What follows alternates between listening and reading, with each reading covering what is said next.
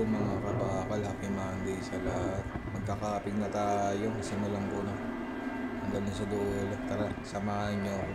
Ikakapig natin ngayon yan para makapag-vertical na tayo. Side to side lang tayo dyan mga kabakal kasi medyo malaki ang awang. Kaya tamang tamang side to side lang tayo. Pero kung malawak talagang awang mga kabakal, i-layer natin. Sa ngayon, wash bead lang muna tayo. Napakalakas ng hangin dyan mga kabakal. Tinan niyo yung hangin, no? Talagang ingat lang talaga sa defects, sa blowhole. Ako, pakata ako sa blowhole pagka tinamaan ng hangin. Wala tayong magawa kundi i-repair. Pero kailangan ingat pa rin para wala tayong i-repair. Para dire-diretso trabaho. Kasi pag may repair, napakahirap. Magtatagal sa repair. Kasi grinder, kung di kayo ng grinder, gagawin.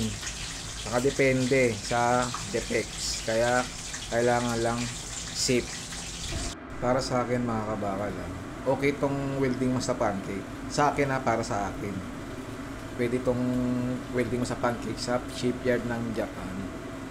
Kailangan lang talaga sanayin. Kasi, di ba, nasanay tayo sa hawak yung maskara sa kaliwa, tas kanan sa welding ito. Wala tayong hawak kasi nakasabit na sa ulo natin. Okay naman siya, pwede.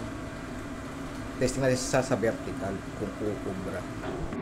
At ayun na nga, nakatapos tayo mga kabakal sa cupping natin. Yung tamang cheater lang tayo. Konting tanggal ng mga spatter, konting flash grind, tapos pintura at magbe-vertical na tayo. Kaya ayun ang trabaho natin. Welder on board, Japan. Yeah.